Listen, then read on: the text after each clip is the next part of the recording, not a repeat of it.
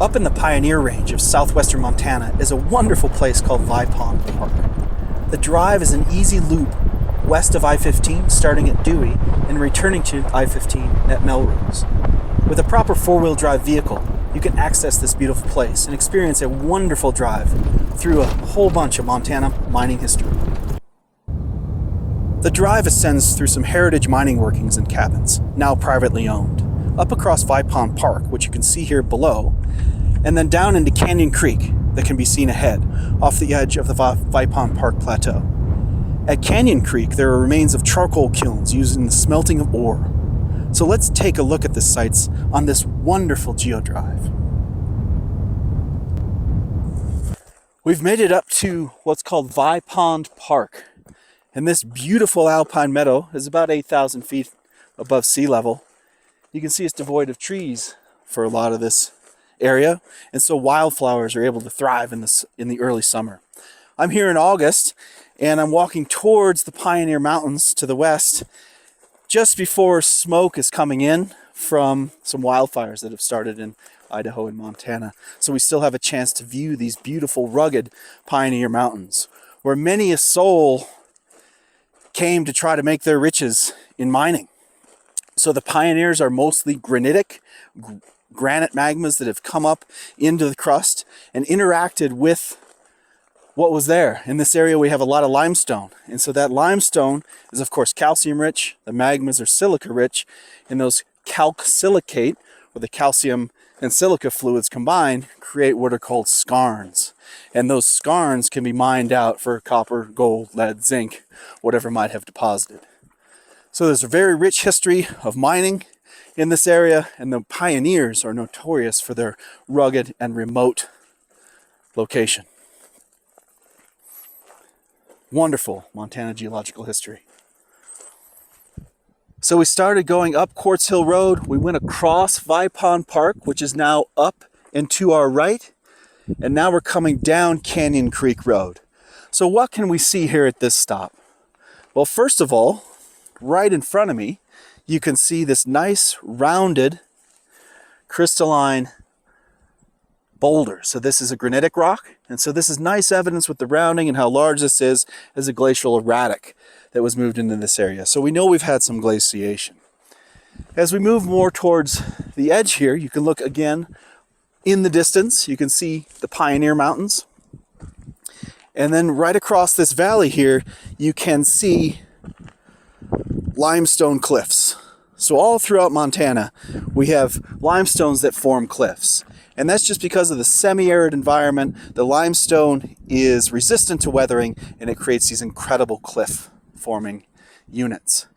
And so you can see down at the bottom of this little valley, Canyon Creek Road. So if you follow it from the right, you can see it coming down the cliffs. It comes across the valley bottom, and as you come down and through, if you look here to our left, diagonally, through these trees, you can see charcoal kilns. And so those are evidence for mining in the area. They use the charcoal to fuel the smelters. And so what we're going to do is drive down this wonderful one-lane road, down these cliffs, down Canyon Creek, and check out those charcoal kilns. What a majestic day here in the Vipond Park, Canyon Creek area. Just wonderful.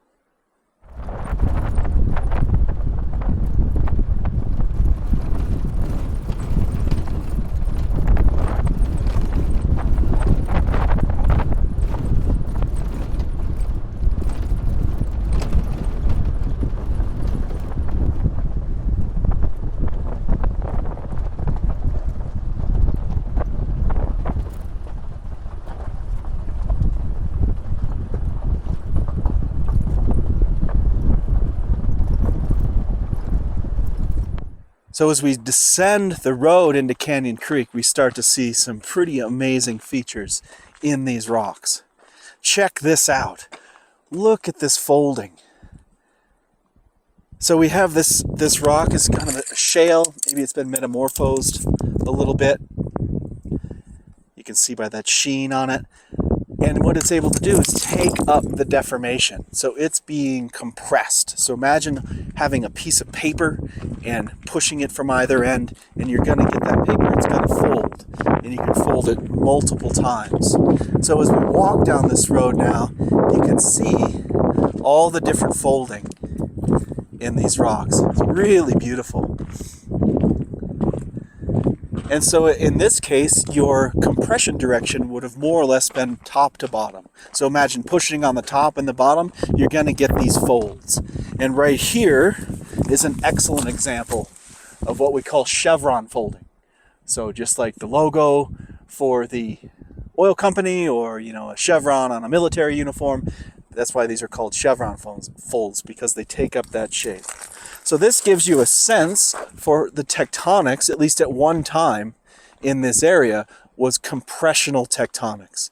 And of course, a lot of times when a continent is compressed, we call that an orogeny, and we create a mountain range. So here in Canyon Creek, we have just awesome, beautiful evidence for compressional tectonics manifesting in these incredible folded rocks. Just another amazing spot in the geology of Montana.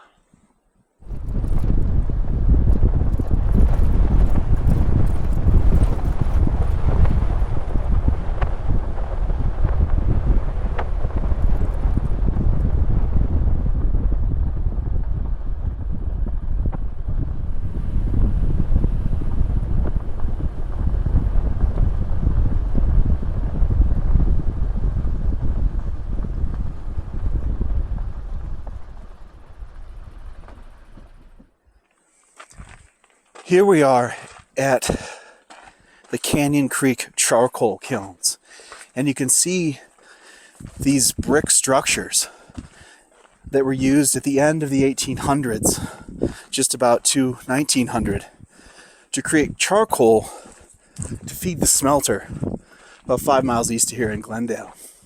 You can see some of them are in disrepair.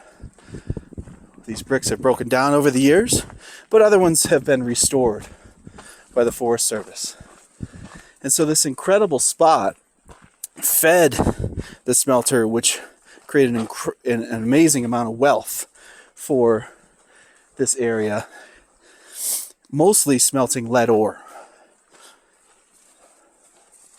And so as we get in here to more of the restored kilns, you can just start to imagine what it must have been like feeding the logs from these hillsides around here into the kilns to continually produce charcoal. And that charcoal would have been sent by wagon down the road to the east. The amount of smoke in this valley probably would have been quite noticeable, and just a different time. You can see the holes in the side here to allow air to flow in to stoke those fires. And it's really neat to come in here and just imagine what it was like, and just how much wood was burned and how it fueled the resource industry in Montana at that time. You can hear the echo in here, and this is just a special spot to think about the history of mining in Montana and the importance of resource extraction, especially in the late 1800s, early 1900s, in the movement west of the American populace.